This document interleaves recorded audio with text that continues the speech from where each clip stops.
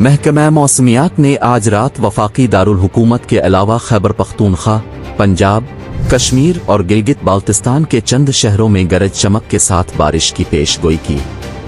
महकमा मौसमियात के मुताबिक आज रात इस्लामाबाद, चित्राल, देर, सवात, एबटाबाद, मानसहरा, हरीपुर, कोहिस्तान, शांगला, बोनेर, मालाकंड, कोहाट, बाजोड़, महमंद, खैबर, पेशावर, मर्दान, करम, मरी, गलियात, रावलपिंडी, अटक, जहलम, चकवाल, गुजरात, गुजरावाला, ओकाड़ा, कसूर, ननकाना साहिब, लाहौर, मंडी बहाउद्दीन, सियालकोट, नारोवाल, सरगोधा। कश्मीर और गिलगित बाल्तिस्तान में तेज हवाओं और गरज चमक के साथ बारिश का इम्कान है, जिसके बाद गर्मी की शिद्दत में भी कमी मुतवक्के।